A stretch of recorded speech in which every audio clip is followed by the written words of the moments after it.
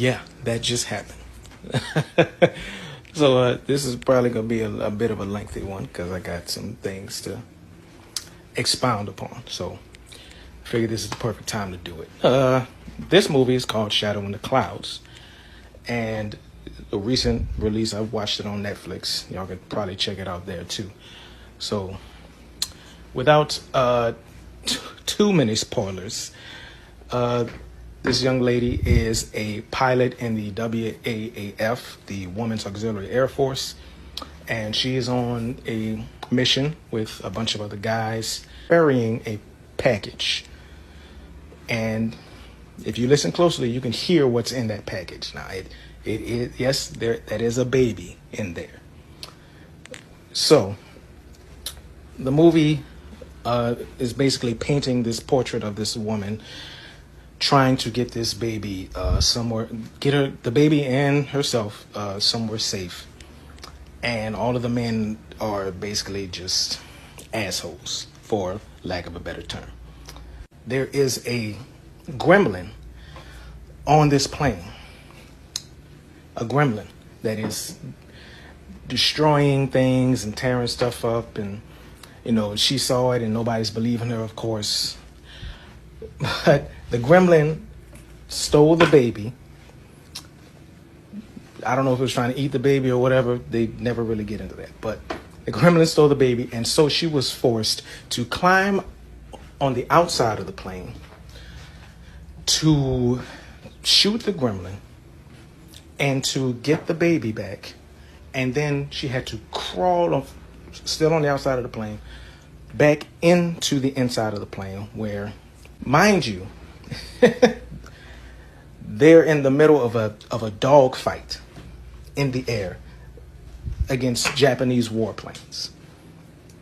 She falls, it explodes, and it throws her back into the plane perfectly.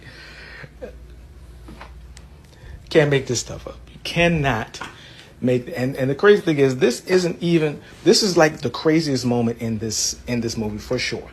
It's not the only unbelievable moment. I will say that. It's a lot. It's a lot. And this is a recent movie. This is a new movie. Like, what? What? She was able to crawl on the outside of a plane, which is fine, but in the middle of a dog fight? No way. With a baby and a body? No way. It's crazy. It really is crazy. But humor aside, because ridiculous in movies is not necessarily a bad thing. You know, that's fine. I've laughed at plenty of movies with ridiculousness in it. But I figured this is a good moment to remark on the current climate in movies and in, I guess, in this whole like women's movement and coming to power and all this other stuff and the backlash and everything going on. So I guess I'll give my take on it. I don't have a problem with women doing their thing, with women leaders, women commanders, women who take charge and take care of business and all of that. Like, because in my life, with women that I know, they do these things. They take care of business. They are the ones who are the most dependable in my life. So to me, this is just like par for the course. Like, of course, women can take care of business and do these things. The current backlash in the realm of theater and film, to me, I can see where it comes from, and not to play both sides of the fence too much, I can see the places where it is warranted. Now, as a creator myself, as a writer, I enjoy complex characters. I enjoy gray area. I enjoy characters that aren't perfection or the embodiment of imperfection. I enjoy struggle. I enjoy, the heroes falling. But in the instance of where we are now, it feels like some creators have this way of creating female heroes. And to me, it is very narrow. It's very flat. It's very myopic. And this movie is guilty of it as well. This movie is egregious of it.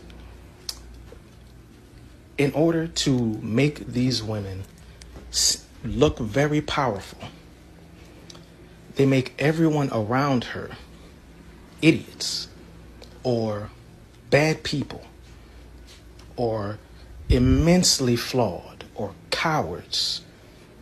And to me, that is the worst way to make your character look strong.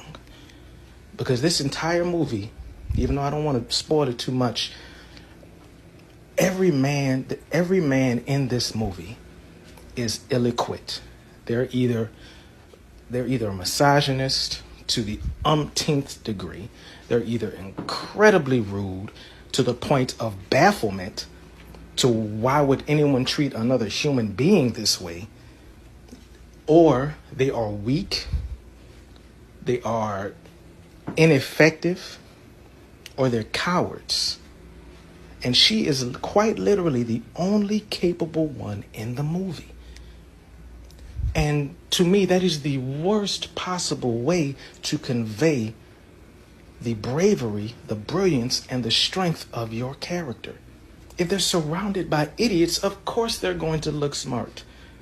If they're surrounded by weaklings, of course they're going to look strong. And that's the flaw that I see in many of these type of movies today that claim to empower women or embolden and build them. But you surround them with these lackluster characters. But that's my take on all of this, just, in a nutshell. I don't have a problem with strong and powerful women. I've been surrounded by them my entire life, and I know what they look like.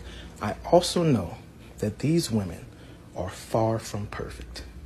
And the problem right now that I see is that there are so many writers and directors who are trying to make women perfect, but they're not. And I think the people understand that. We don't want perfect women. We want real women.